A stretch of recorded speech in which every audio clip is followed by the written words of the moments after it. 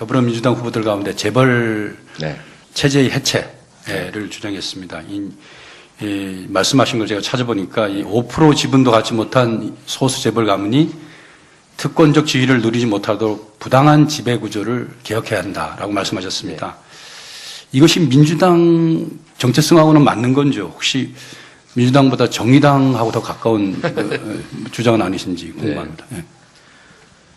저는 재벌 체제 해체라고 말씀을 드렸더니 재벌 해체로 자꾸 오도돼서 저 사람이 재벌 대기업을 없애버리자는 거 아니냐 이렇게 오해하는 국민이 많이 생기신 것 같아요. 근데 제가 분명히 말씀드리면 제가 가진 꿈의 최대치는 법과 원칙, 상식이 지켜지는 정상적 사회입니다. 그냥 그 정도. 재벌 대기업들에 대해서도 저는 안타까운 게 정말로 대한민국 경제에도 크게 도움을 준 것이 사실이고 앞으로도 국제적 경쟁을 해나가려면 이런 국제 경쟁력을 가진 대기업들이 필요하죠. 문제는 이 재벌 대기업들이 재벌 가문들의 개인적 이익을 위해서 범죄 수단으로 악용되거나 동원된다는 겁니다. 예를 들면 비자금을 만들고 부당 내부 거래하고 편법 상속을 하기 위해서 일감 몰아주기를 통해서 기업 자체의 경쟁력과 기회 이익을 까먹지 않습니까? 그런 걸 못하게 해야죠. 저는 재벌 체제 해체, 즉 재벌 황제 경영을 폐기하면 저는 아마 삼성전자나 이런 주가가 지금보다는 최소 몇십 프로는 올라갈 거라고 봐요. 소위 재벌 가문 리스크 같은 거죠. 그래서 그 재벌 가문들이 부당하게 과도하게 지배하고 또 자신들의 사적 이익을 위해서 기업을 범죄 수단으로 악용하고 동원하고 하지 못하도록 하는 게 중요하다고 보는 것이고 이거는 상식 그야말로 원칙과 상식에 관한 문제라서 저는 이 정의당의 의제가 아니라 바른당이든 아까 무슨 당이더라? 자유한국당.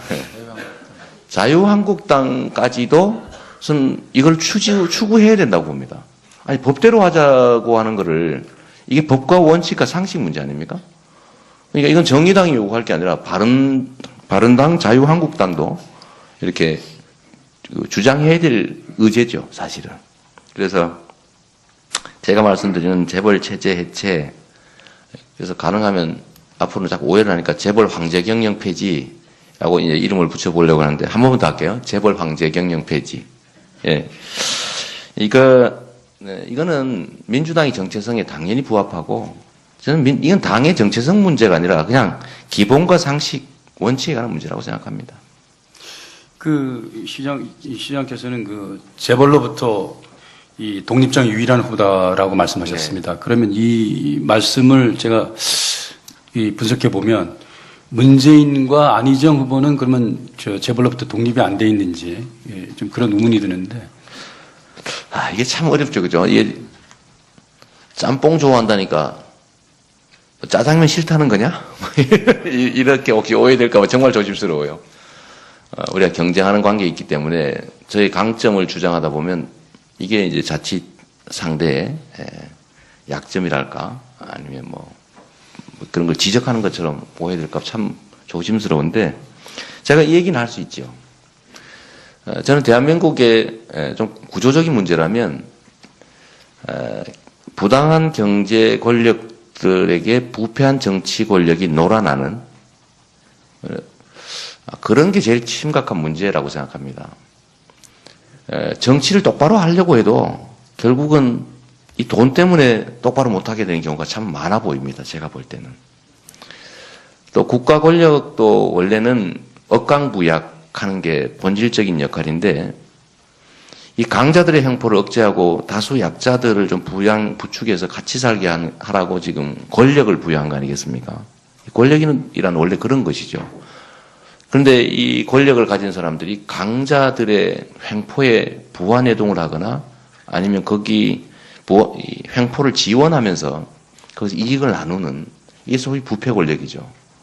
이런 것들이 우리나라 사회의 제일 큰 문제라고 생각을 합니다. 근데 돈으로부터 자유로워야 되는데 정치가 참으로 쉽지 않죠. 다른 후보 얘기를 하긴 좀 그렇고 그냥 일반적인 얘기로 하겠습니다. 지금 대한민국의 법인세가 명목세율이 22%고 실효세율이 한 16%대, 그리고 이제 점점점 영업이익이 많을수록 실효세율이 떨어져가지고 10대 재벌 기업 같은 경우는 이제 12.1% 이 정도죠. 그런데 복지는 확대해야 되고, 그런데 안희정 지사님이나 우리 문재인 후보께서는 법인세 인상은 안 한다는 거예요. 복지도 확대해야 되고 증세의 필요성도 있는데 증세 대상에서 법인세는 제외해놨습니다. 저는 제일 증세를 한다면 제일 중요한 대상이 법인, 또 영업이익 좀 많은, 저는 500억 이상 영업이익 얻는 곳은 한 8% 정도, 증세하면 한 15조 정도가 생기니까 좀 국가 재정에 좀 크게 도움이 될 거라고 생각하는데, 이런 점에서 보면 재벌 이익을 챙겨주는 측면이 있죠. 또 한 가지 이런 것도 있습니다. 제가 여러 차례 우리 문재인 후보에게 여쭤봤는데 답이 없으세요. 제가 며칠 전에 집회 현장에도 한번 여쭤봤는데 그거 혹시 실수하신 거 아닙니까? 이렇게 제가 이렇게 물어봤는데, 그게 뭐냐면 준조세 폐지 공약을 하셨습니다. 이 준조세는 두 종류가 있는데 소위 비자발적 후원금 더하기 법정 부담금, 이 두 가지로 구성이 됩니다. 비자발적 후원금, 그러니까 뭐 무슨 어디 행사 지원하고 이런 것들은 1조 3천억 정도밖에 안 됩니다. 그런데 그거 말고 법정 부담금이라고 무슨 어디 대규모 개발을 해서 이익을 얻으면 그 이익을 얻기 위해서 필요한 시설들이 있습니다. 아파트 단지를 개발하면, 아파트를 분양하면 학교 용지 부담금을 내야 될 거 아닙니까? 학교 만들어야 될 거 아닙니까? 예를 들면 한전 그 부지에다가 현대자동차가 땅의 용도를 바꿔서 엄청난 초고층의 사옥을 지으면 부동산 가치가 엄청나게 올라갑니다. 그 토지의 가치가 올라가면 이 토지 가치 상승분의 일부를 공적으로 회수해야죠. 강남 사옥에 부과된 부담금이 1조 7,600억인데 이런 것들을 다 면제해 주겠다는 거예요. 15조 원인데 결국 그러면 그 15조 원 정도를 면제를 해주면 꼭 필요한 비용이기 때문에 국민이 다 내야 됩니다. 그럼 1인당 30만 원씩 매년 내야 돼요. 그래서 이런 것들을 보면 국민의 부담을 늘리고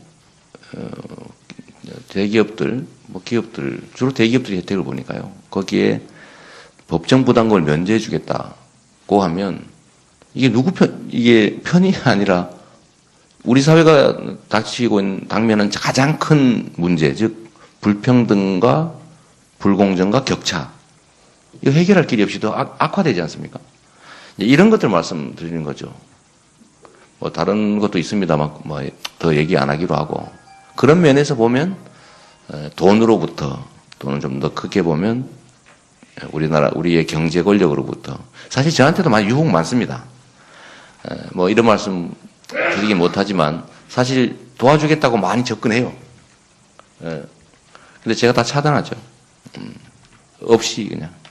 저는 소액 후원으로 지금 이제 선거를 치르려고 하는데 생각보다 많이 소액 후원이 들어오고 있습니다. 놀라울 정도로. 지금 며칠 안 됐는데 6억이 넘었다고 해요. 뭐 보면 주로는 3만 원, 5만 원, 대개 10만 원, 이렇게 후원하는데, 그런 면에서 보면 제가 돈으로부터 자유로운 후보인 건 맞는 것 같습니다.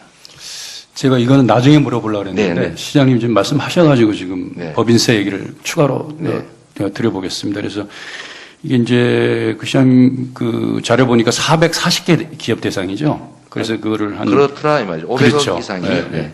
그래서 대개 이제 22% 지금 법인세를 30%까지 올린다는 얘기인데, 네.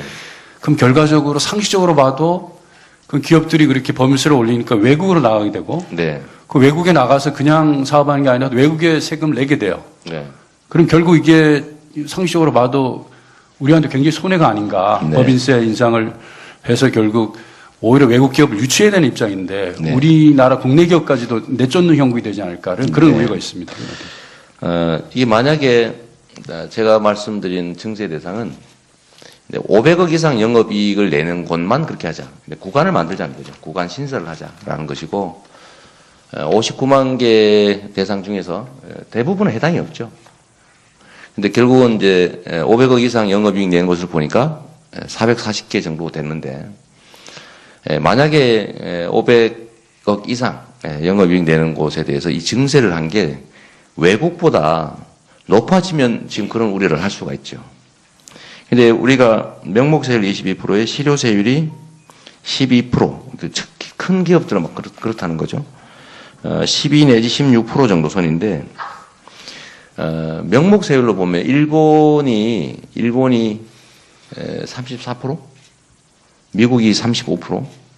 되게 유럽에 이제 프랑스가 33% 같고, 지금 어디입니까? 독일이 한 30% 되고요. 영국이 그것보다는 좀 낮은 것 같아요. 그리고 실효세율은 대개 OECD 국가 기준으로 하면 한 22%를 넘고 있습니다. 실효세율이. 평균을 했을 때. 근데 그럴 때는 큰 국가 말고 무슨 뭐 조세피난처 뭐 아니면 소국들, 그냥 법인세 아끼기 위해서 등록만 하는 곳, 이런 곳들까지 했을 경우가 한 22% 정도인데 되게 정상적으로 좀 규모 있는 나라들 같은 경우는 한 25% 가까이 되는 것 같아요. 근데 저희가 이 500억 이상 되는 이 법인세, 법인들 대상으로 8%를 올려도 실효세율 기준으로 하면 16%라고 평균치를 잡아도 이게 지금 24%밖에 안 되지 않습니까? 그리고 대기업들은 더 작기 때문에 10대 재벌 소위 기업 지금 12%인데 20%밖에 안 되거든요. 그대로 올라간다고 쳐도. 그래서 세율 측면에서 다른 데 가더라도 이익이 없을 만큼 우리나라 법인세 세율이 지나치게 낮습니다. 특히 실효세율은 너무 낮고요. 또 한 가지는 이런 것도 있죠. 대한민국처럼 기업하기 좋은 나라가 없습니다. 현재 상태로. 여러 가지 요인이 있는데 전 세계적 평가를 해봐도 제 기억으로는 5위 정도 된다고 해요. 기업하기 좋은. 근데 그 여기는 이제 이런저런 요소가 있습니다. 뭐 법인세도 있고 등등도 있지만 약간 더 이런 것도 있습니다. 우리나라처럼 기업을 이용한 온갖 중범죄 행위를 해도 처벌도 안 되고 제재도 안 되고 이런 나라 별로 없어요. 정말 천국입니다. 만약에 말입니다.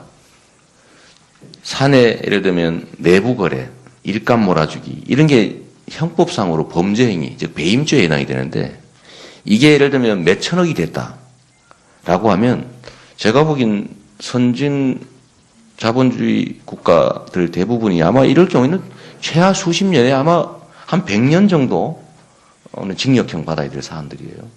근데 우리나라는 거의 문제되지 않거든요. 예를 들면 뭐 과징금 정도 내는 걸로 되게 무마가 되거나 이러는데 그런 면에서 보면 우리나라처럼 좋은 나라가 없어요. 그런 측면은 약간 부수적이긴 하지만 8% 정도 올렸다고 해서 기업이 탈출하는 걱정은 안 하셔도 될 것 같습니다. 예, 화제를 조금 돌려서요. 네. 이 시장님 방금 말씀하신 대로 경제나 복지 정책 이런 경우는 참 많은 이들로부터 주목을 많이 받았던 것 같습니다. 네. 근데 상대적으로 외교 안보 정책은 크게 부각이 되지 못한 것 같고요. 네. 그래서 최근에 이제 북한 미사일 발사, 김정남 피살 등으로 이제 이번 대선에서도 외교 안보가 상당히 주목받게 될 것 같습니다. 오늘 발제문에 보니까 강대국에 휘둘리는 널뛰기 외교가 아니라 국익 중심의 자주적 균형 외교를 하겠다 이렇게 말씀하셨는데요. 노무현 대통령의 동북아 균형자 역할론이 연상됐습니다. 이 4대 강국에 둘러싸인 우리나라에서 이 시장님께서 말씀하시는 그 자주적 균형 외교 이전 분들도 다 하고 싶었겠죠. 네. 그런데 이걸 어떻게 가능하게 할 수 있는지 듣고 싶습니다. 이 강대국에 둘러싸인 소위 이제 반도 국가, 소위 약소국의 운명은 기회 요인으로 작동해서 그야말로 망할 수도 있고, 흥할 수도 있고, 위기 요인으로 작동해서 망할 수도 있죠. 저는 대한민국이 그 소위 4대 강국이 끼어 있는 이 약소국가 입장에서 위기 요인과 기회 요인을 동시에 갖고 있다고 봅니다. 그런데 자칫 잘못하면 이게 위기 요인으로 작동할 가능성이 많죠. 가장 가깝게는 이제 구한말이 사실 그랬고, 좀 더 역사적으로 좀 소급해 본다면 이 외교 관계 실수로 전쟁을 여러 차례 겪습니다, 우리가. 그러니까 국제적 역관계 변화나 특히 뭐 그때 당시에 중국의 내부 역관계 변화였죠. 거기에 제대로 대응하지 못해서 결국은 전쟁을 자꾸 겪게 됩니다. 지금 어렵지요. 어려운데 그래도 우리가 이 균형이라고 하는 걸 찾지 못하면 힘듭니다. 약소국이니까. 근데 균형을 잡지 못하고 여기저기 널뛰기, 그야말로 편향 외교 또는 널뛰기를 하게 되면 결론은 명확합니다. 이거는 이쪽 강대국이 요구하는 거 들어주고, 그러면 이쪽이 또 화내죠. 그럼 또 이쪽 거 들어주고, 그럼 또 이렇게 또 뜯기고. 이렇게 가야 되느냐, 아니면 이쪽의 요구를 이쪽의 힘을 빌어서 거절하고, 또 이쪽에서 얻을 거를 이쪽의 힘을 빌어서 얻고, 이렇게 갈 수도 있죠. 미세한 차이이긴 하지만 이게 운명을 가른다는 겁니다. 자주적 균형 외교, 국익 중심의 자주적 균형 외교라고 하는 것은 이렇게 강대국 사이에 끼어있는 약소국가가 가져야 될 제일 중요한 원칙이죠. 지금까지는 나름 어느 정도 해왔다고 생각합니다. 근데 박근혜 정권 들어서 지나치게 중국에 접근했다가 미국의 심기를 좀 건드린 측면이 있고, 그러다 보니까 미국의 또 압력에 사실상 좀 사드 배치든 뭐 한일 군사정보보호협정이든 뭐 이런 것들 또 양보하게 되고, 그러다 보니까 또 중국이 또 적대관계로 전환되려고 하고, 또 그러다 보니까 사실은 어떻게 됐습니까? 사드 배치가 북한의 핵을 막기 위한 수단이다라는 얘기도 있었습니다만은 실제로는 북핵 미사일 개발 억제를 위한 국제공조가 중국의 태도 때문에 사실 좀 완화되고 있지 않습니까? 결국 대한민국의 안보는 북한이 상대적으로 좀 이익을 보면서 우리는 좀 손실을 보는 상황이 됐죠. 이런 것들 때문에라도 우리가 원칙으로 좀 되돌아가야 된다. 그래서 일부에서 그런 얘기 하십니다. 그 미국이라고 하는 거대 강대국을 우리가 무슨 수로 요구하는 걸 안 들어줄 수가 있겠냐. 우리가 타산지석으로 좀 삼아야 될 것들이 있죠. 뭐 100% 잘했다고 할 수는 없지만 필리핀이 있지 않습니까? 필리핀이 그 인권 침해하고 뭐 이렇게 법 안 지키고 이런 것들은 좀 우리가 배울 바는 없는데, 한 가지 배울 거는 또 있는 것 같습니다. 지금 필리핀이 원래 미국과 70년 우방이었는데 지금 중국과 좀 관계 개선을 하다 보니까 미국이 필리핀에 대해서 태도를 좀 바꾸고 있는 것 같아요. 그 이전에 그 일방적인 관계에서 좀 상호관계로 전환해 가는 느낌이 듭니다. 이걸 보고 우리를 좀 배울 바가 있죠. 우리가 중국에 대해서 그렇게 하자는 게 아니라 외교란 자기 중심을 뚜렷하게 해가지고 한쪽에 너무 심하게 편향되면 안 된다. 그래서 저는 한미관계 확대 심화 발전시켜야 되는 거 맞습니다. 우리의 우방인 거 맞고, 가장 강력한 영향력을 가진 우리의 가장 중요한 그 이웃 나라니까 뭐 당연히 맞는데, 그렇다고 해서 이게 종속 관계로 전환되면 안 되는 거죠. 또 일본과의 관계가 지금 되게 나빠지고 있는 것 같습니다. 주로는 한미일 일종의 군사동맹체를 통한 중국 봉쇄, 대중 봉쇄라고 하는 이런 것 때문에 일본하고 한국과의 관계를 개선할 필요가 있고, 그러다 보니까 군사정보 보호협정까지 체결하게 됐는데, 이게 또 한일 관계에서 심각한 문제라고 저는 생각해요. 뭐 시간이 너무 많지 않은 것 같아요. 여기 여기서 마치겠습니다. 예, 포괄적으로 말씀을 해주셨는데 네. 구체적으로 네. 여쭤보겠습니다. 북한이 12일 날 네. 북극성 2형 미사일을 고각으로 발사를 했습니다. 이 미사일이 마 10 이상으로 낙하를 네. 하기 때문에 사실 요격하기 힘들다고 합니다. 그래서 이제 국민들의 안보 불안이 확산되고 네. 사드 배치의 당위성 이런 것이 좀 확산이 되고 있습니다. 네.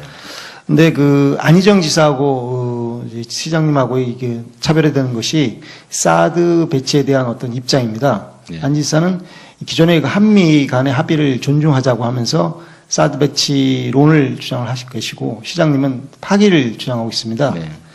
그 입장에 대해서 혹시 변화를 내지 바꿀 생각은 없는지 아니면 확고히 계속 유지하고 계실 건지 좀 입장을 좀 말씀해 주십시오. 사드는 사실 인구의 절반 이상은 수도권을 전혀 커버하지 못하는 건 누구나 아는 사실이고요.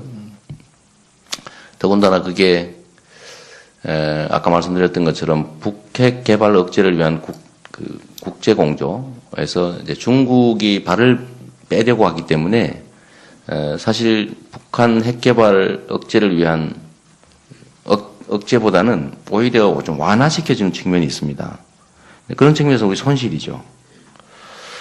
또 예를 들면 이게 대한민국의 안보의 근본적인 대책이냐 아니면 더하기 빼기 해봤을 때 종합적으로는 손실이냐라는 걸 생각해 봐야 되는데 저는 손실 요소가 더 많다고 보는 겁니다. 사드라고 하는 이 하나의 이제 무기 체계를 도입했는데 이게 지금 최대 제가 알기로는 48기인데 북한이 가지고 보유하고 있는 미사일이 최하 600에서 1000기 정도 된다는 거 아니겠습니까? 이게 100% 다 맞춘다고 한들 진짜 대책이 되겠냐? 그런 거 하나 하고요. 또 한 가지는 우리가 급할수록 돌아가라고 했다고 진짜 안보는 평화체제를 구축하는 겁니다. 평화체제 구축이 되지 않은 상태에서 끊임없이 군비 경쟁을 하게 되면 결국 우리는 북한이 핵 개발을 하게 되고 핵 개발을 하면 우리도 거기다 뭔가 대응책을 또 강구해야 되고 끊임없이 긴장, 대결, 격화될 텐데 이게 과연 이 방향으로 가는 게 바람직한지에 대해서 근본적인 좀 생각을 해봐야 될 것 같아요. 그래서 저는 좀 한반도에 기본적으로 평화체제를 구축하기 위한 정전협정을 좀 평화협정으로 바꾸고 또 북미 북일 수교 좀 지원하고 이런 것들을 통해서 서로가 안보에 대한 또 체제에 대한 좀 안정감을 갖게 하는 게 중요하지 않겠느냐고 생각합니다. 그런데 지금은 모든 대화 채널을 끊고 오로지 제재 압박 일변도로 계속 가다 보니까 결국 막판에 뭐가 나오겠습니까? 결국은 무력 충돌밖에 안 나올 겁니다. 그래서 저는 좀 길을 좀 바꾸자. 제재 압박도 좀 필요하지만 거기에다 좀 더하기 위해서 서로 말은 해봐야 되지 않느냐. 좀 길을 한번 찾아봐야 되지 않느냐. 그냥 새로운 길, 대화와 협상이라고 하는 길은 완전 봉쇄하고 그냥 오로지 제재 압박 일변도로 가다가 무력 충돌이라도 발생하면 우리가 뭐 강력한 국방력으로 이겨야 되겠죠. 근데 이기는 게 무슨 의미가 있습니까? 저는 아무리 비싸고 좀 더럽더라도 평화가 이긴 전쟁보다 낫다고 생각하는 사람이죠.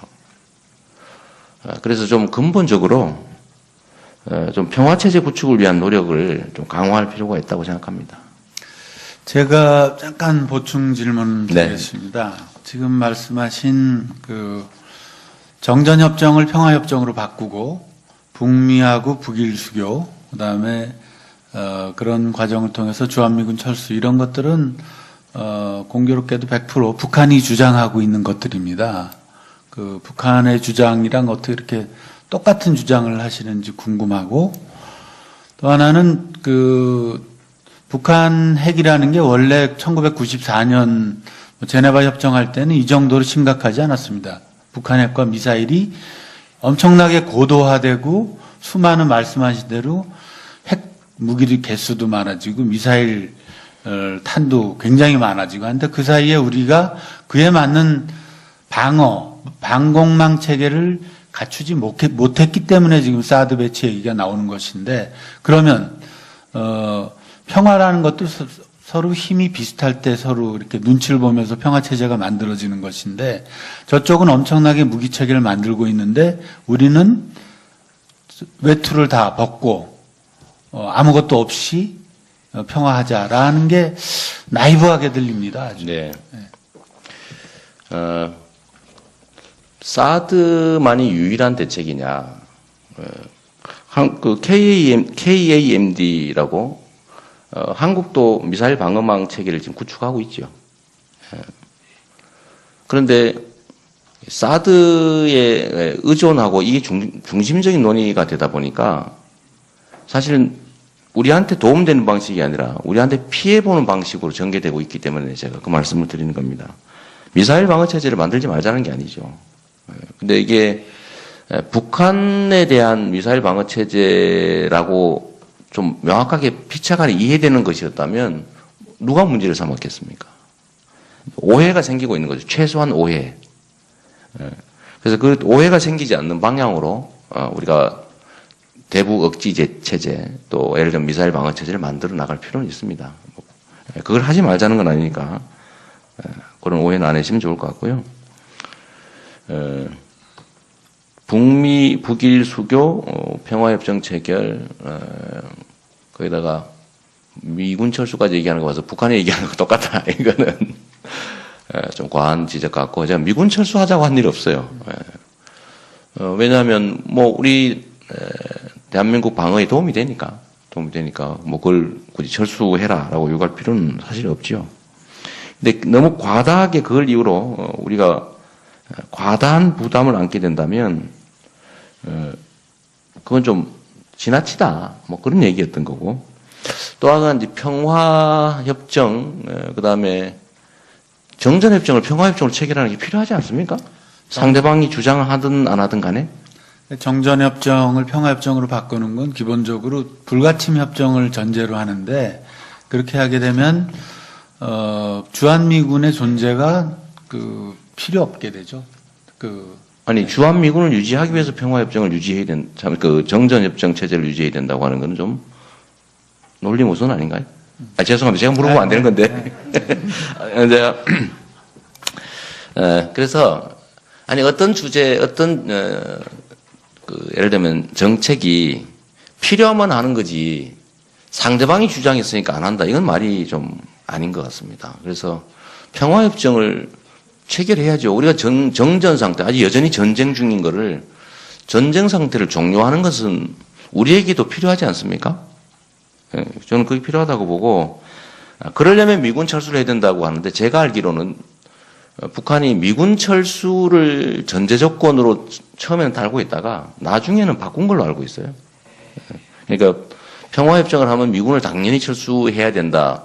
뭐 저도 거기에 동의하지도 않고 뭐 그렇게 당연히 뭐 인과관계 있는 얘기는 아닌 것 같습니다. 그다음에 북미 북일 수교를 통해서 적대성을 좀 완화해 주면 우리 한반도의 평화 체제도 좀 구축될 수 있고 또 우리가 결국 장기적으로는 남북 간의 경제 협력이나 또는 또 평화 체제 구축을 통해서 전쟁도 막고 경제적 기회도 없고 또 가능하면 장기적으로 통일을 해야 되는데 거기에 도움이 되지 않습니까? 도움되면 하면 되죠. 상대가 주장했으니 가지 말자는 저는 그렇게 안 했으면 좋겠다는 생각입니다. 이 시장께서 네. 그 평화체제 구축을 이제 강조하신 거는 그 김대중 정부의 대북 햇볕 정책을 개선하겠다고 말씀하신 거와 네. 같은 뜻으로 들립니다. 네. 하지만 과거에 김대중 노무현 정부 모두 햇볕 정책으로 북한의 핵 개발을 저지하는 데 실패했고요. 사흘 전 김정남 암살에서 보듯이 북한은 여전히 예측 불허의 행동을 계속하고 있습니다. 네. 이런 사람들을 상대로 해서 대화와 신뢰 회복이라는 것이 과연 가능하겠습니까? 대화와 협상만 하자는 게 아니고 수단은 다양할수록 좋은 거죠. 제재 압박이라고 하는 것들을 소위 강경정책 일변도의 이 정책이 실제로 효과가 있었는지를 한번 되돌아볼 필요가 있습니다. 그냥 예측 불가이고 다루기 어려운 상대인 거 분명하죠, 북한이. 쉬우면 이런 고민 우리가 안 해도 되겠죠, 그죠? 어렵습니다. 어려운데 그 예측 불가능하고 돌발적이고 돌출적이고 이런 체제의 이 북한을 다루는데 그러면 지금까지 10년 동안 했던 이 제재 압박 일변도 정책이 그럼 유효했느냐? 지금 아까 말씀하셨지만 초기에는 노무현 정부 때는 핵실험 한 번 했죠. 근데 이명박 박근혜 정부 들어와서 4번 했습니다. 4번. 4번 했는데 속도가 빨라지고 있지 않습니까? 물론 이제 그때 한 번이니까 뭐 속도도 없겠지만 전체적으로 보면 지금까지 했던 정책이 그렇게 유효하지 않았던 걸로 최종 결론은 나는 것 같아요. 그러면 수단을 좀 다양화할 필요가 있지 않느냐.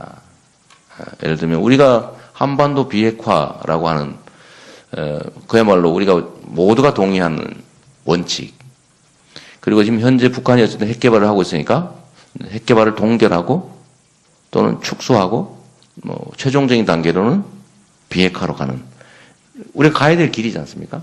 근데 그 길을 가는데 지금과 같은 방식으로 계속 압박만 해가지고 그게 가능하겠느냐. 뭐 그러다 결국은 안 되면 뭐 선제 타격 뭐 이런 얘기가 실제로 현실화되면 자칫 그게 한반도의 전쟁으로 비화될 수도 있지 않습니까? 그래서 제가 말씀드리고 싶은 거는 수단은 많을수록 좋은 거죠. 대화하고 협상하고 길이 혹시 있을지도 모르는데 그 길을 왜 포기합니까? 한번 해보자고요. 그것만으로 완전히 바꾸자는 게 아니고, 근데 그런 오해하는 분이 계시던데, 제재 압박은 다 포기하고 이제는 그 대화 협상에서 퍼주기 하자는 거냐? 이렇게 말씀하실 수 있는데, 저는 그렇게 바꾸자는 게 아니라 추가하자는 겁니다. 왜냐하면 우리의 기회를 늘리기 위해서죠. 길이 있는지 알아보고 혹시라도 있을 수 있는데, 아예 시도를 안 하면 그 길조차도 아예 없는 거죠. 저는 길을 만들어 보자는 겁니다. 예, 군 관련 공약에 대해서 하나 여쭙겠습니다. 지금 이 시장께서는 군 복무 기간을 10개월로 줄이겠다는 공약을 내놨습니다. 그런데 육군 복무 기준으로 봤을 때 10개월로 줄이게 되면 반토막이 됩니다. 근데 보통 남자가 군에 가서 병영 생활에 적응하고 주특기를 배우려면 한 10개월 정도가 걸리거든요. 네. 10개월로 줄이게 되면 뭐 입대하자마자 거의 뭐 제대하는 거는데 네. 그래서 너무 비현실적이라는 지적이 많이 나옵니다. 거기에 대해 반론이 있습니다. 네. 이게 이제 복무 기간 줄이는 것만 집중하다 보니까 그렇게 된 것인데 원래는 지금도 뭐 그렇게 발표되어 있습니다만은 제가 복무 기간을 줄이는 게 주 목표가 아니고 그야말로 군의 전문화를 통한 스마트 강군 양성이라고 하는 것의 이 부수적 결과 중에 하나가 복무기간 단축이었습니다. 제가 설명을 한번 드리면 우리나라 군인이 총 63만입니다. 뭐 몇천 단위는 제가 빼고요. 63만인데 원래 정부 계획에 의하면 지금 현 정부 계획에 50만으로 줄이게 돼 있어요. 50만으로. 13만을 줄이게 돼 있죠. 근데 못하고 있어요. 근데 이건 제가 줄인다는 거 아닙니다. 혹시라도 오해하지 마시고. 그리고 우리나라의 장교와 직업 군인이 20만 정도 됩니다. 뭐 한 19만 어떻게 되는데 한 20만 정도 되죠. 그럼 의무 복무병이 30만입니다. 근데 이 43만인데 30만으로 줄이는 게 정부 계획입니다. 근데 그냥 줄이면 전투력이 좀 낮아질 수 있지 않습니까? 그래서 이 30만 중에서 10만 명을 전문 전투병, 무기, 장비 전문 요원으로 모병을 하자는 겁니다. 보수를 주는 준 직업군인을 만드는 거죠. 그래서 이 젊은이들로 하여금 모병으로 가거나 의무 복무하거나를 선택할 수 있게 해주자. 모병으로 가면 지금 하사관 초임이 한 200만 원 정도 되는데 월. 되게 그 정도 준다고 치더라도 10만 명을 전원하면 2조 5천억 정도가 되는데 이미 이제 병사들한테 주는 월급이 있고요. 이걸 이제 의무 복무병이 아니라 10만 명을 전문 전투병으로 바꿔주자는 거죠. 그래서 전투력이 좀 올라갈 수 있게. 그러면은 의무 복무하는 사람이 20만으로 줄어들게 됩니다. 정부 계획에 의해서 13만이 줄어들게 되고, 그 다음에 모병 10만 명이 있으니까 의무 복무는 20만을 줄죠.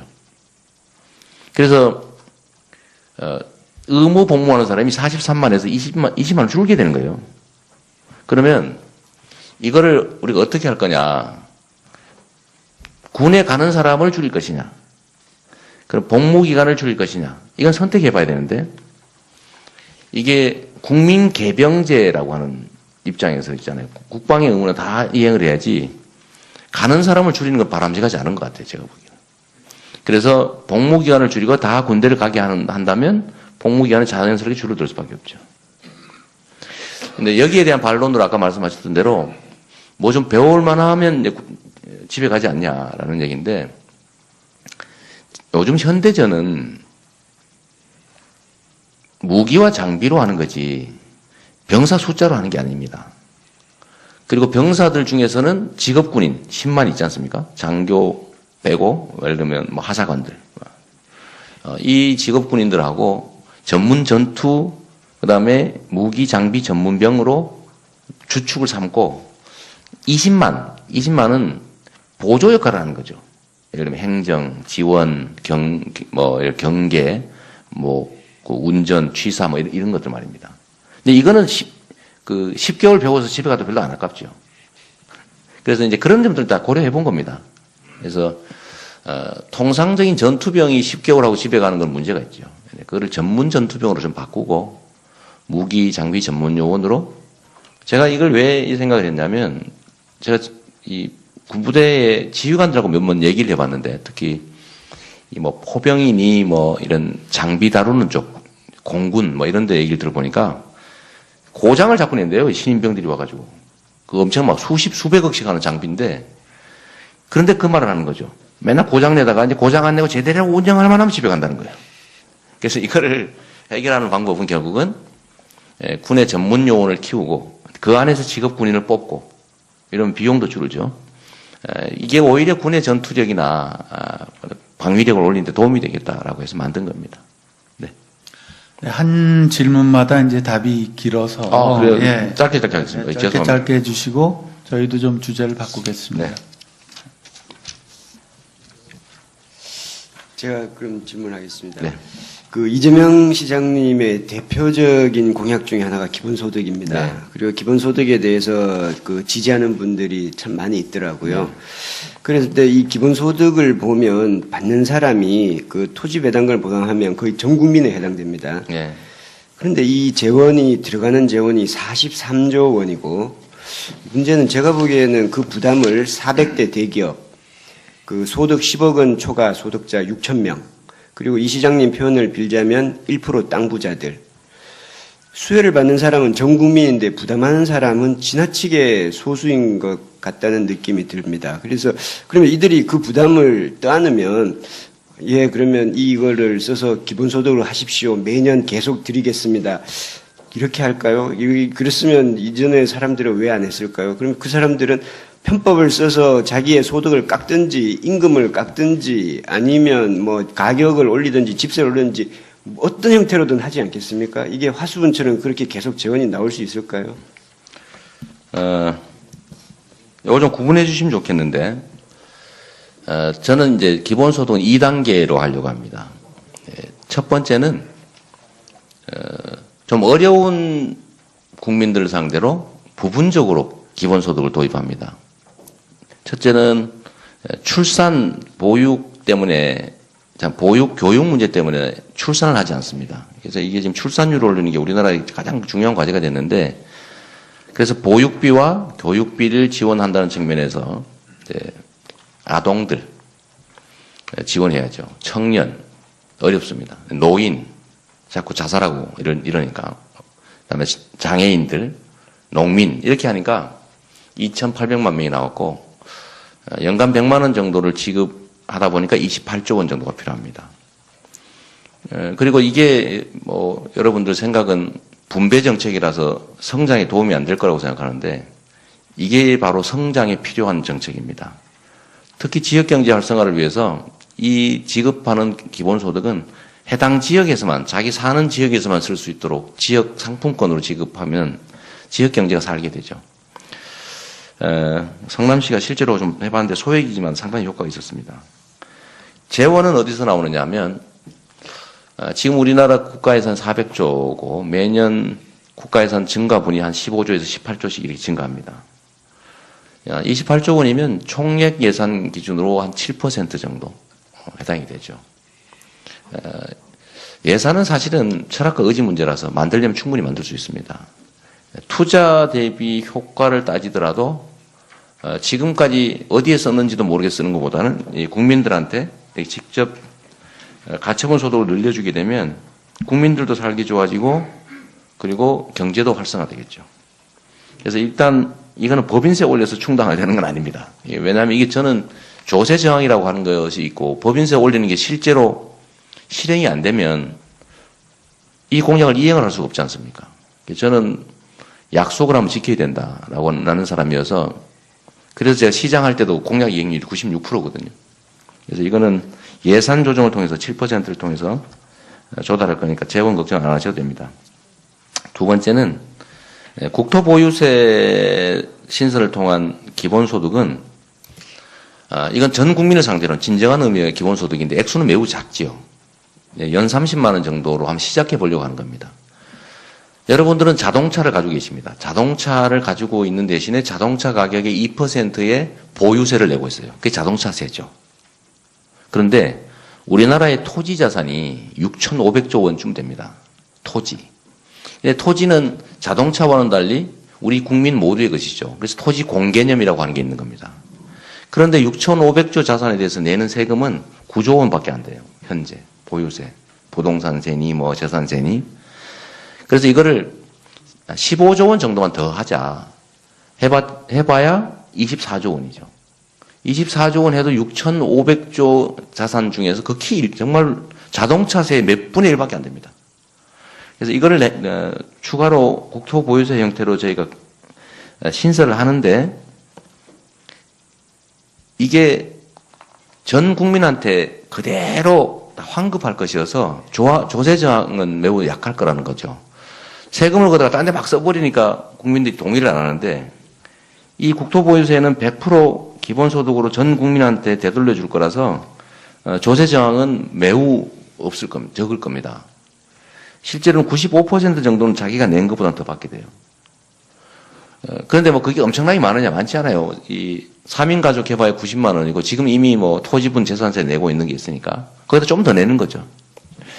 그래서 요 국토보유세는 한번 해보는 겁니다. 15조 원 해봐야 실제로 뭐 국민 1인당 30만 원 크지 않죠. 그런데 그게 100% 자기가 낸 걸 다 돌려받기 때문에 이거 괜찮구나. 특히 우리나라가 이 자산 불균형이 심각합니다. 상위 10%가 66%의 자산을 가지고 있어요. 대한민국 재산에. 네, 좀 짧게. 네. 그리고 국민 50%가 2% 가지고 나눠 갖고 있거든요. 그러니까 이런 자산 불균형을 해소하는 것도 우리 국가적 과제이기 때문에 극히 일부 자산 불균형 해소책으로 한번 설계해 봤습니다. 납득은 안 됩니다만. 납득이 안 돼요. 네, 나도 실패했네. 또 다른 질문 드리겠습니다. 성남시가 작년에 가장 먼저 청년 배당 실시하셨습니다. 그런데 성남은 부자 도시입니다. 네. 성남 같은 부자 도시는 게 가능하겠지만 네. 주변에 가난한 시군에 사는 청년들은 아마 상대적 박탈감을 더 크게 느꼈을 것 같습니다. 만약에 대통령이 되신다면 사는 곳에 따라 가지고 복지 수준의 차이가 나는 이런 문제점들을 어떻게 대처하시겠습니까? 성남시가 부자라서 청년 배당을 하고 있을 것이다는 오해입니다. 분명히 말씀드리면 혹시 지금이라도 인터넷에 한번 쳐보시면 1인당 집행되는 예산은 성남시가 더 적습니다. 왜 그러냐면 성남 시민들이 세금을 많이 냅니다. 땅값이 비싸기 때문에 정부 지원이 없어요. 대신에 예산 자율성은 크지만 정부 지원분까지 합치면 다른 도시보다는 성남이 더 적습니다. 그건 이제 분명히 드릴 수 있고요. 그 다음에 이 성남시가 하고 있는 각종 복지 정책이 엄청난 많은 돈이 든 게 아니라 1인당 8, 9만 원 정도에 불과하기 때문에 뭐 산후조리니 교육 지원이니 보육 지원이니 뭐 다 해도 청년배당 뭐 다 해도요. 이걸 전국에 확대하는데 드는 돈은 4조 원밖에 안 됩니다. 10만 원이라고 해도 5조 원이죠. 국가 예산의 1% 남짓이라는 겁니다. 이건 결국 마음 문제라는 말씀드립니다. 전국적으로 복지 정책이 차등이 되기 않게 해야 되지 않느냐? 맞습니다. 그래서 성남시에서 하고 있는 각종 복지 정책들을 다 확대하는데도 5조 원밖에 들지 않고 그걸로는 좀 부족하니까 저희가 추가로 좀 하려고 하는 각종 보육 지원, 노인 지원, 장애인 지원, 농어민 지원, 아동 지원이 사실 기본소득이죠. 하나로 묶은 겁니다. 지원 정책을.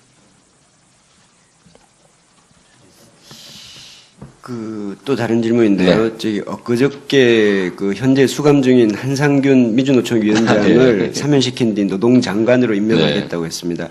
예, 퍽 인상적이었고요. 뭐 그거 찬성하는 분들도 많았습니다. 그런데 이전까지는 그런 이야기를 한 적이 없었어요.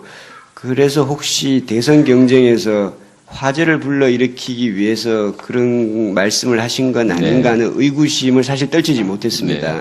언제부터 이런 생각을 하셨습니까? 제가 한상균 그 의장을 면회도 갔다 왔죠, 사실은. 저는 노동자들의 권익 향상을 위해서 싸우다가 좀 이 폭력적 양상으로 전환된 측면이 있어서 뭐 본인들이 한 행위에 대해서 책임을 져야 하긴 하겠지만 우리가 보다시피 촛불 국면에서는 아무도 다친 사람도 연행된 사람도 없습니다. 결국은 경찰의 과잉 진압도 하나의 원인이 됐다는 측면도 하나 있어요. 그런 것도 하나 있고 또 한 가지는 저는 소위 야권 연합 정권이 꼭 필요하다라는 생각 하나 있고 또 한 가지 거기 더한다면 노동부 장관 또는 노동부가 지나치게 노동에 대해서 좀 어쩌면 적대적이라고 표현할 수 있을 만큼 좀 노동 탄압적이라는 생각이 듭니다. 저는 뉴딜 성장 정책이라고 이름 붙였습니다만은 노동소득 분배율이 지나치게 지금 떨어지고 있어서 약 10% 가까이 10%포인트 가까이 떨어졌습니다. 그러다 보니까 국민들의 가처분 소득이 줄어들어서 경기 침체가 왔는데 노동자 보호 또는 노동권 강화를 통해서 노동의 몫을 늘려야 된다. 이 노동이라고 하는 게 여러분들 들으면 혹시 빨갱이 생각할지도 모르겠는데 그게 아니라 사실 국민 가계소득이죠. 기업, 가계, 정부 중에서 이 가계소득 몫을 늘려야 되는데 사실은 우리나라가 너무 지나치게 노동자들에 대해서 좀 적대적 태도를 취하다 보니까 노동의 몫이 지나치게 빠르게 줄어들고 있습니다. 그런 면에서 저는 노동부 장관은 최소한 노동자들 보호할 의지와 좀 철학을 가진 사람을 하면 좋겠다는 생각을 했고 그 중에 상징적인 인물로 제가 한번 지적해 본 거죠. 한상균을 석방하라 이런 건 뭐 촛불 집회에서도 많이 나오는 구호니까 뭐 그렇다 해도 그분은 어쨌든 법의 테두리를 벗어나서 굉장한 불법 투쟁을 벌이신 분입니다. 그런 분을 장관을 시키겠다? 예를 들어서 중국 같은 경우도 뭐 홍위병들 많았지만 홍위병을 그 투사들을 중용하거나 그러지는 않습니다. 예를 들어 프랑스 68혁명도 혁명에 앞선 사람들은 대체로는 뭐 무슨 정부기관에 그러니까 그런 어떤 지도력, 리더십이 투사적 리더십하고 그런 정부적 리더십이 다른데 어떻게 장관을 시키겠다는 발상은 참신하지만 좀 위험하게 들립니다. 네.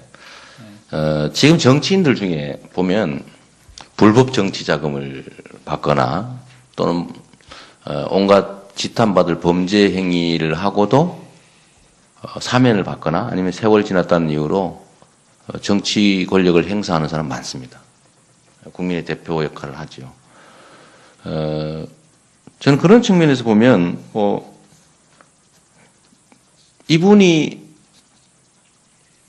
범죄 행위로 기소돼서 재판받는 건 분명합니다만 아까 말씀드렸던 것처럼 저는 좀 과도하게 좀 취급받은 측면이 있다고 보는 게 하나 있습니다. 하나 있고 또 재벌 경영진들도 이렇게 보면 그 엄청난 그 범죄 행위 저지르고도 다 복귀해서 재벌 경영자로 일하고 있죠.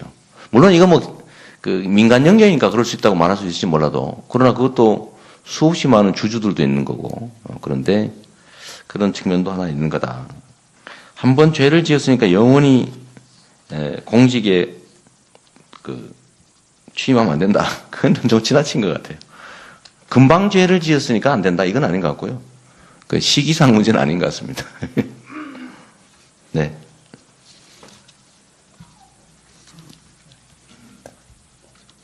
예, 이 시장께서 작년에 그 신고한 재산이 23억 원으로 되어 있더라고요. 네. 변호사 활동 오래 하셨고 자본주의 사회에서 재산이 많은 게 뭐 흠은 아닙니다만 네. 흑수저를 대변해 오신 이미지와는 좀 상충되는 게 아닌가 하는 느낌이 좀 들 수도 네. 있을 것 같은데 어떻게 생각하십니까? 보니까 많더라고요, 보니까. 근데 그 중에 절반은 집값이고요. 내가 분당에 IMF 때 집을 처음으로, 처음이자 마지막으로 집을 샀는데, 그때 이제 전세 살다가 바꿨는데, 그게 꼭 재산 증가에 도움이 됐습니다. 되게 서글프더라고요, 사실은. 그렇게 재산 늘어나는 게. 그리고 뭐, 제가 변호사로 열심히 일했고, 또 뭐, 나름 평판이 뭐 있어서, 또 어려운 사건들 또 많이 하고 해서, 뭐, 나름 열심히 일한 결과라고 생각해 주시면 좋겠습니다. 가끔씩 주식도 합니다. 지금도 주식 자산이 절반입니다. 제가 그 시장님이 시장에 쓰신 그 책을 들고 나왔습니다. 네.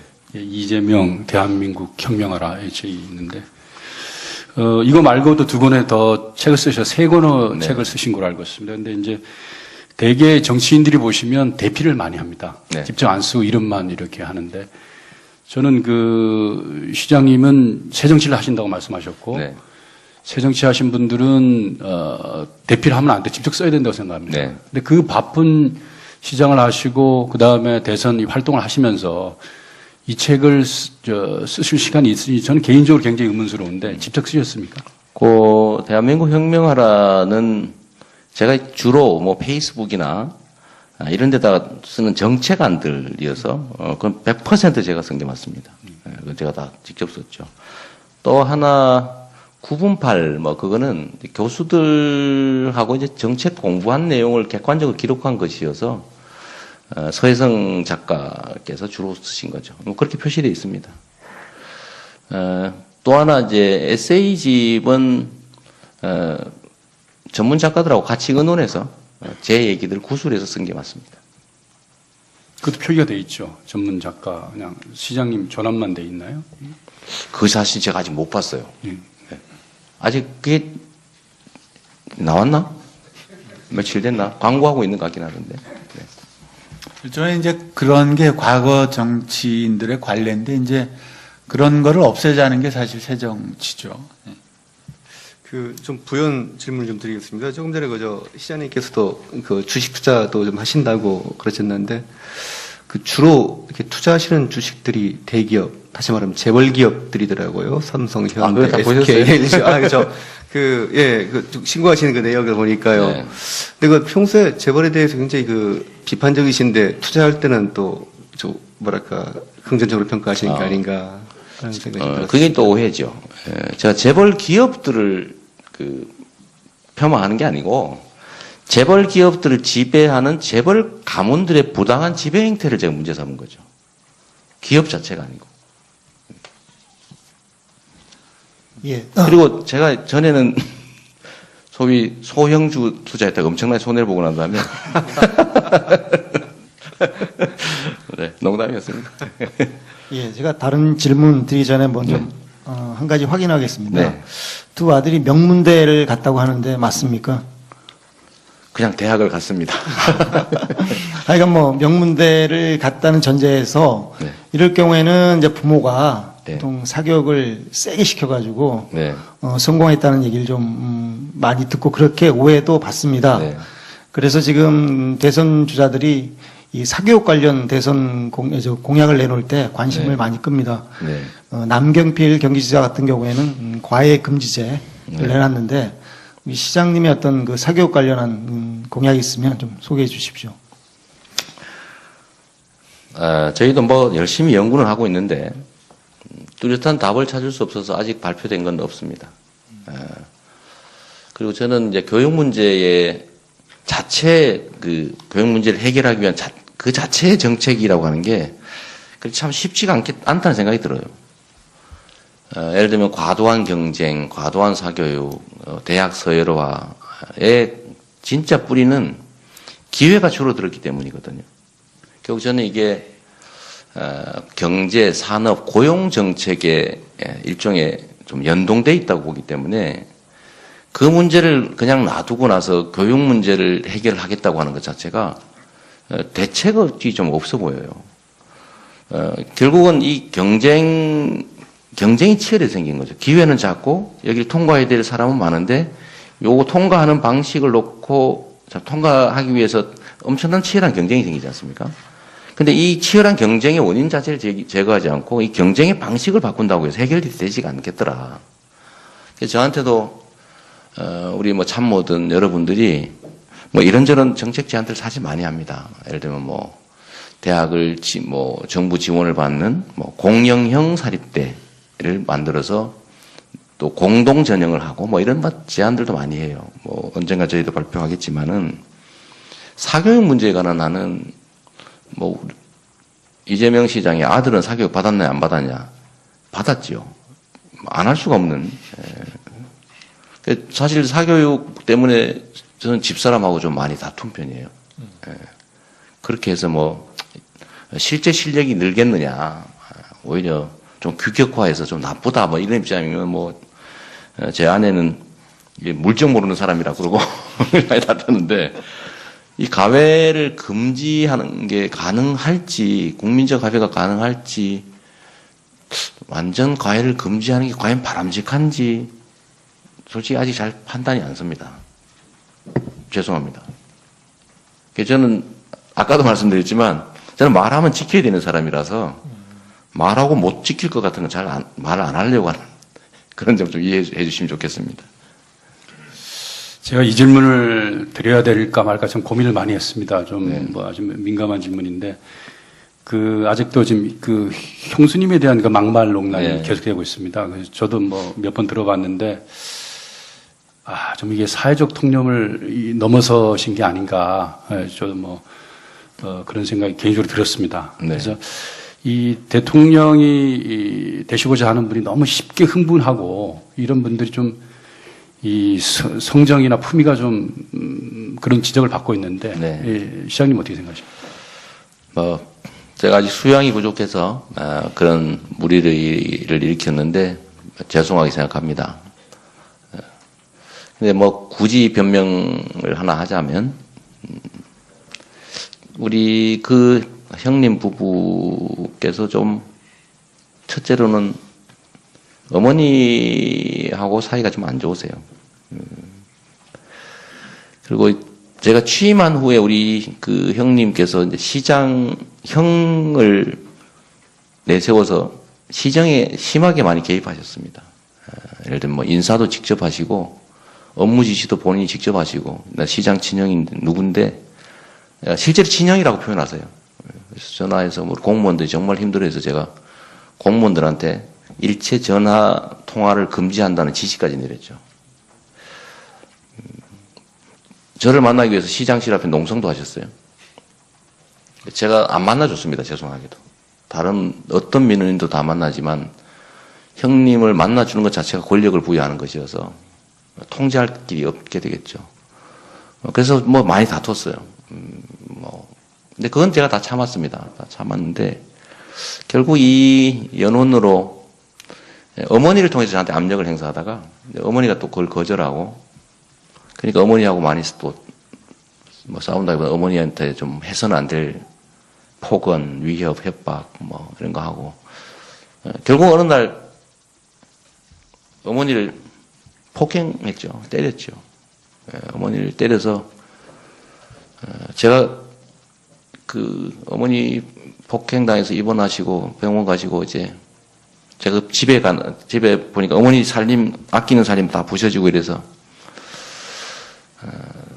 제가 참기가 좀 어려웠습니다. 그러니까 뭐, 분노 조절 못한다고 하면 할 말은 없는데, 하여튼 저는 제 손잡고 공장에 데려다 주시고, 그리고 화장실 가서 남자들 화장실 이용하는 이용료 받으시면서 우리 7남매 키워주신 분인데, 그 병들고 몸도 못 가누시는 호노 어머니를 두들겨 팬 형님, 용서하기가 좀 어려웠습니다. 그래도 참았어야 되는데, 우리 국민들께서 용서해 주시기 바랍니다. 제가 부족했습니다. 죄송합니다. 네, 그 플로어에서 여러 가지 질문이 나왔는데 시간 관계상 하나만 좀 소개를 해드리겠습니다. 아까 평화협정이 말씀을 하셨는데 평화협정이 평화를 보장한다는 것은 역사적, 경험적으로 사기극으로 판명되고 있다. 에리 프롬의 저서 건전한 사회 보면 BC 1500년부터 AD 1860년까지 세계 역사에서 영구적인 평화 보장을 전제로 하는 평화협정이 8,000건이나 체결됐으나 모두 2년 내 전쟁 재발로 이루어졌다. 1차 대전 이후에도 베르사유 조약, 베트남 평화협정, 중동 평화협정이 모두 전쟁 재발로 이루어졌다. 이에 대한 시장님의 견해를 다시 한번 밝혀주십시오. 이렇게 돼 있는데, 저도 이제 좀 부연해서 말씀드리면, 아까 평화협정 말씀하셨는데, 북한이 평화협정을 체결하자는 주체는 우리 남한이 아닙니다. 미국하고 하자는 거거든요. 그러니까, 그 평화협정이 체결되고 불가침 조약이 체결되고 그 사이에 우리가 그에 상응하는 군사력을 갖지 못하면 현재는 우리가 독립적으로 전쟁을 수행할 수 있는 능력이 없으므로 그러면 굉장한 위기 상황이 올 수도 있는데 곁들여서 좀 설명해 주십시오. 우리 사회자께서 제가 북한과 같은 주장을 하는 게 아니라는 걸 증명해 주셨네요. 감사합니다. 북한은 이제 미국하고 평화협정 하자는 게 맞죠. 휴전협정을 당사자였으니까 얘기하는 건데 저는 뭐 그건 그거고 남북 간의 이 정전협정을 좀 바꿔서 남북 간의 평화협정을 체결하게 하자 그 말입니다. 그러니까 북한하고 같은 주장을 한다는 얘기는 아닌 걸로 증명이 됐죠. 감사하고요. 물론 평화협정 자체가 뭐 국가 간 관계에서 협정이라고 하는 게 반드시 뭐 무슨 민사계약처럼 법원에 의해서 강제되는 것도 아니고 하니까 그 뭐 깨면 그만이죠. 실제로 잘 안 지켜진다. 맞습니다. 맞지만 그래도 노력해야 되는 거죠. 제가 드린 말씀 그게 모든 평화 조치, 평화를 보장할 거라는 뜻은 아닙니다. 남북 간의 관계가 지금 우리의 운명이 달린 일인데 실제로는 주변국의 처분에 맡기는 상황이 되고 있어요. 그래서 주변국의 처분에 우리의 운명을 맡길 게 아니라 우리가 우리의 운명에 관한 거니까 우리가 좀 주도적으로 남북 관계에 관해서 결정권을 좀 가지자라는 것이죠. 그런 방향으로 좀 하는 게 좀 필요하고 또 그러기 위해서는 가능하면 수단은 좀 다양화되는 게 좋겠고 또 길도 다양하게 뚫어놓으면 좋겠다. 시도하지 않으면 아예 가능성 자체가 없지만 시도하면 가능성은 생기지 않겠습니까? 그래서 우리가 할 수 있는 가능한 모든 수단들을 좀 다양하게 써보자는 취지로 말씀드린 것입니다. 네, 이 정도로. 네. 혹시 마무리 발언 하실 게 있으시면 하시고 네. 아니면 정리를 하도록 하겠습니다. 오늘 경제 얘기도 좀 하고 그래야 되는데. 있었는데 빠진 건가요? 아니요. 감사합니다. 복지. 네, 복지주로. 제가 하고 싶었던 얘기 중에 못한 게 있으니까 마무리 발언 삼아 한 말씀 드리겠습니다. 대한민국 경제가 매우 어렵습니다. 경제란 기본적으로 순환인데 기업과 가계, 소위 국민 이 3대 경제 주체 간에 원활하게 흐름이 형성이 돼야 경제가 그야말로 살고 성장도 합니다. 그런데 지금 지나친 불평등, 불공정, 또 격차 이런 것들이 경제 성장을 가로막고 있습니다. 과거에는 특정 소수를 중심으로 한 성장 정책이 소위 낙수 효과라고 해가지고 또 결국 모든 국가 구성원한테 흘러가게 된다라는 믿음 때문에 특정 소수 중심의 성장 전략을 취했던 것 같습니다. 그런데 이게 한계에 도달했다는 건 누구나 이제 알게 된 거죠. 이 소위 신자유주의의 천병이라고 보통 불려지는 IMF조차도 이제는 성장의 방식을 바꿔야 된다. 그것은 뭐냐면 공평한 기회와 공정한 경쟁을 통해서 또 국민들의 가처분 소득을 늘려서 구매력을 늘려야 정상적인 성장이 가능하다. 그래서 결국 이제 이걸 포용적 성장이라고 부르면서 좀 성장 정책을 전면적으로 좀 바꾸라고 권고하고 있습니다. 그래서 저희는 노동의 몫을 노동소득 분배율이라고 하는 게 지금 62.8%까지 떨어진 상태인데 과거처럼 80%는 아니더라도 약 70% 정도까지는 도로 올라갈 수 있게 해야 된다. 그러면 8% 정도, 7% 정도인데 그럼 한 100조 정도 넘는 거죠. 근데 묘하게도 이걸 잘 보시면 이 재벌 대기업들 또는 30대 재벌에 쌓이는 사내 유보금과 거의 비슷합니다. 그래서 저는 소위 초과 이익을 얻고 있는 법인들의 법인세를 좀 정상화하고 또 복지를 좀 확대하고 특히 복지를 확대하되 기본적으로 기본소득을 좀 지급하는 방식으로 하되 이걸 지역화폐로 지급해서 지역경제가 사는 방식으로 가면 이게 결국 경제성장 정책이다라고 저는 생각합니다. 그래서 노동자의 몫을 늘리고 즉 가계소득을 늘리고 정부의 복지 지출을 늘리고 또 격차를 좀 줄여나가고 불공정하고 불평등한 현실을 조금씩 개선하면 모두는 아니겠죠. 다수가 그래도 행복한 희망을 가지는 세상이 될 수 있지 않을까 싶습니다. 저는 평생 나름대로 공정한 세상을 꿈꾸면서 살았습니다. 제가 겪었던 그 어린 시절의 참혹한 삶 자체가 저는 탈출했습니다만은 아직도 많은 사람들은 거기서 벗어나지 못하고 있지요. 그래서 판사, 검사보다는 인권 변호사가 제가 원하는 공정한 세상을 만드는데 더 크게 도움될 거라고 생각했고, 그래서 변호사로, 인권 변호사로, 또 시민운동가로, 또 시장으로 최선을 다하고 지금 여기까지 왔습니다. 앞으로도 그러려고 합니다. 저는 공직을 그 자체 지위를 탐해서 시장이 된 일도 없고, 지금도 마찬가지로 대통령 자리가 탐나서 대통령직에 도전하는 것도 아닙니다. 제가 원하는 것은 제가 바라는 그야말로 공정한 세상, 모든 사람들이 공평한 기회를 누리고 공정한 룰을 통해서 자기가 기여한 만큼, 자기가 만든 만큼 합당하게 가지는 그런 상식적인 사회를 만드는데 대통령의 권한이 훨씬 더 유용하기 때문이죠.